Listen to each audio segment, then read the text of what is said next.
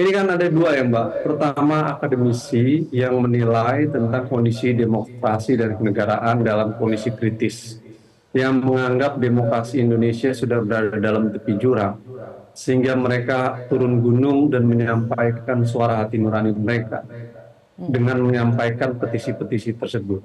Apa yang dilakukan oleh para akademisi-akademisi mulai dari UGM, UII, UI, lalu Universitas Brawijaya dan beragam universitas lainnya, itu sesungguhnya sedang ingin mengingatkan kepada kekuasaan dan penguasa supaya tidak pongah, supaya penguasa mendengarkan aspirasi publik, bahwa publik ini melihat dan mengamati bahwa proses politik pemilu ini diwarnai dengan masalah pelanggaran etik, politisasi hukum, intimidasi, dan lain sebagainya. Sehingga hal ini membuat mereka marah, mereka menganggap ini sesuatu yang tidak bisa didiamkan. Terhadap kelompok akademisi ini, mereka sedang menyuarakan kebaikan bersama buat masyarakat. Nah, ini yang kelompok pertama. Kelompok kedua, ada juga kelompok-kelompok yang berusaha digalang oleh oknum kepolisian seperti di Polda Jawa Tengah, itu ya, dengan meminta kepada rektor agar menyampaikan pemerintahan Jokowi baik, bagus, dan lain sebagainya. Dan kemudian ditolak oleh rektor tersebut untuk menyampaikan hal tersebut. Nah, untuk yang hal ini, menurut saya, pertama catatan saya adalah oknum kepolisian di Jawa Tengah dan Polda di Jawa Tengah ini sudah offside. Upaya meminta video tersebut sesungguhnya adalah satu bentuk politik, dan menurut undang-undang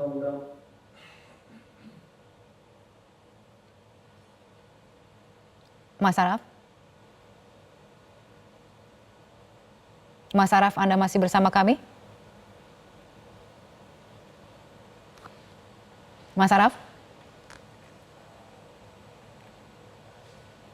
Baik.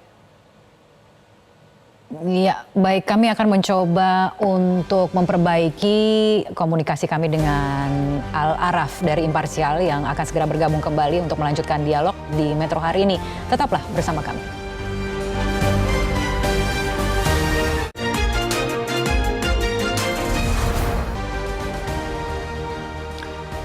Pemirsa, terima kasih Anda kembali bergabung bersama kami di Metro hari ini, dan kembali kami akan lanjutkan perbincangan bersama dengan peneliti senior Imparsial Al Araf yang saat ini sudah bergabung kembali. Mas Araf, sudah mendengar suara saya dengan jelas? dengar Mbak Mania. Ya, oke. Mas Araf, mohon maaf tadi sempat terputus, tapi tadi Anda sedang kemudian menyampaikan, pertanyaan saya adalah bagaimana melihat sejumlah respon yang kemudian kita lihat ada upaya-upaya untuk meredam gelombang sikap yang dinyatakan oleh puluhan kampus ini. Salah satu diantaranya adalah pembuatan video testimoni. Tadi Anda sempat menyatakan bahwa apa yang dilakukan oleh Polda Jawa Tengah dalam hal ini sudah di luar kewajaran, begitu ya. Anda mengatakan seperti itu. Bisa dilanjutkan mungkin penjelasannya seperti apa? Ya, apa yang dilakukan oleh oknum di Polda Jawa Tengah itu adalah satu bentuk tindakan yang di luar tugas dan fungsi kepolisian sebagaimana diatur dalam Undang-Undang 2002. Bahkan bisa dikatakan tindakan tersebut adalah tindakan politik. Gitu. Karena tidak ada tugas di dalam Undang-Undang Polri nomor 2 2002, polisian itu ditujukan untuk menanyakan kepada rektor tentang pemerintah itu baik. Tidak bisa. Gitu. Karena itu tidak menjadi bagian dari tugas kepolisian. Dan pertanyaan itu kepada rektor sesungguhnya adalah tidak bisa dilihat dalam ruang yang kosong. Itu bagian dalam ruang politik di mana upaya untuk merespon adanya akademisi-akademisi yang mengkritisi terhadap rezim pemerintahan ini, di mana demokrasi mengalami kemunduran. Lalu kemudian ada upaya mengcounter narasi dengan cara seperti itu. Nah, ini yang kemudian membuat publik menilai bahwa kalau begitu ceritanya tentu patut dicurigai dan juga kuat oknum polisian dan Polda di Jawa Tengah berpolitik terlibat dalam kontestasi politik pemilu di 2024.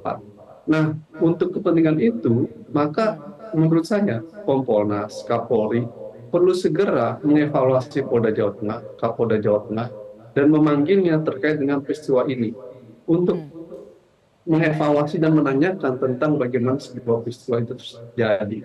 Biar bagaimanapun Mbak Kania, kampus itu adalah benteng peradaban. Kampus itu tempat kita dididik, mendapatkan pendidikan. Mereka-mereka itu sedang menyuarakan suara kebenaran dan kebaikan. Oleh karenanya, institusi kepolisian, oknum kepolisian di Jawa Tengah itu tidak perlu menanyakan, meminta video bahwa pemerintahan ini baik. Kalau alasannya hari ini saya mendengarkan bahwa itu untuk tujuan agar menjaga pemilu damai, saya justru menganggap sikap-sikap seperti itu justru membuat keresahan, kemarahan publik bahwa kok kepolisian ikut-ikut mengurusi di dalam kampus. Apapun keinginannya, tidak dibenarkan dan diperbolehkan. Upaya menilai pemerintahan ini dinilai oleh kampus dengan cara permintaan dari kepolisian, itu tidak bisa dan nggak ada alasan pembenaran tentang hal itu. Walau Walaupun dikatakan menyatakan ya untuk cooling ya system Mbak, dan bahwa dikatakan tidak hanya rektor juga yang didekati, ada beberapa tokoh lain yang didekati. Kalau kemudian penjelasannya seperti itu masih bisa dibenarkan? tidak bisa dibenarkan. Cooling system untuk apa?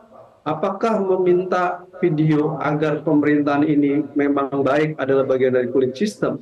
Tidak dong.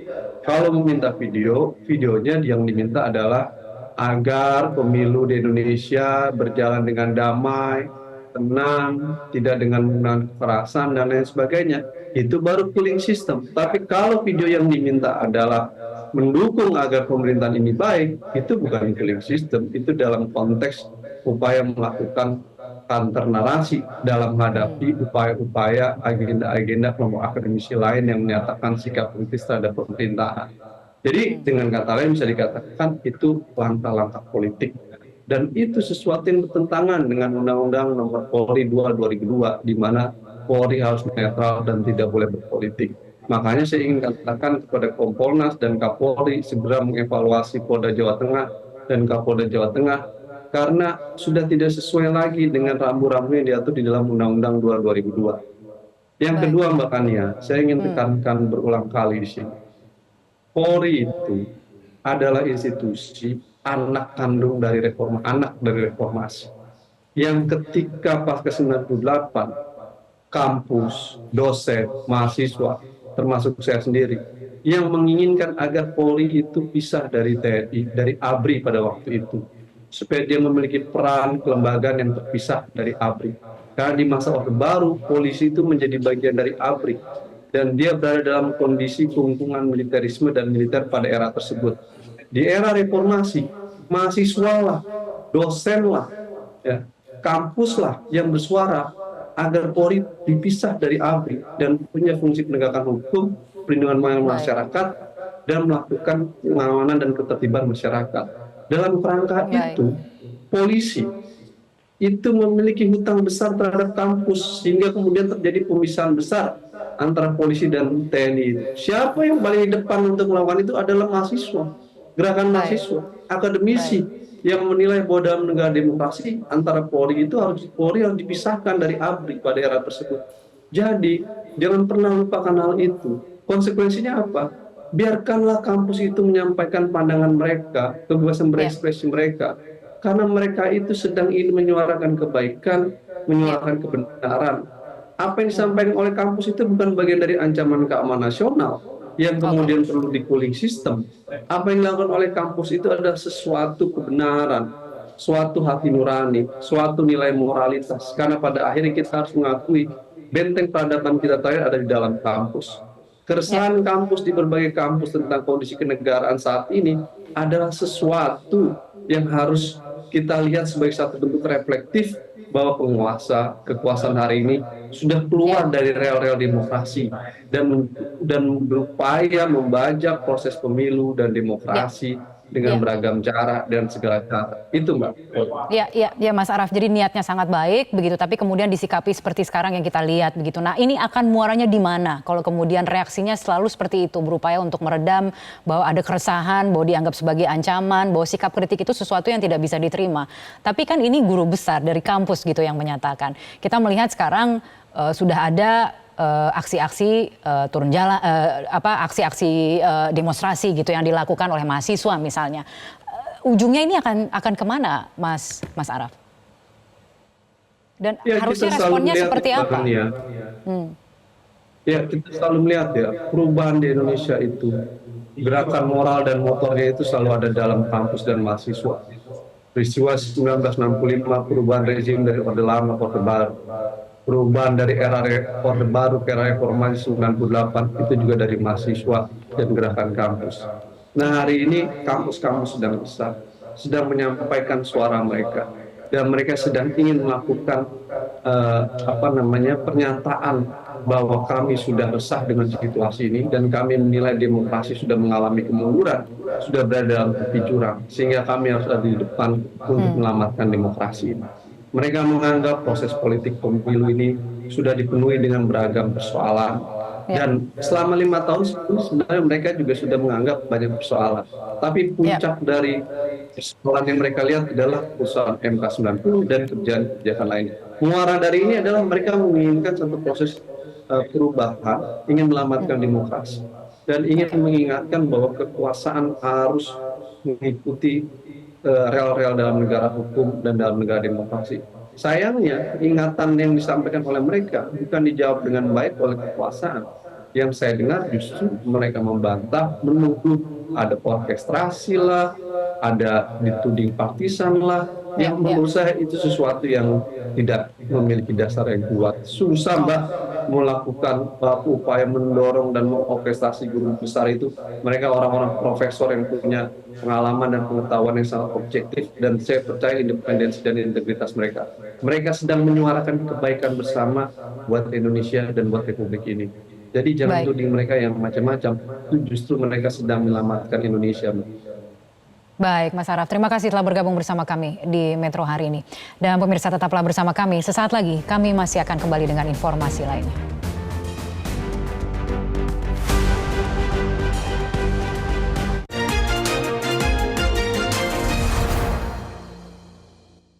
Dipersembahkan oleh, didukung oleh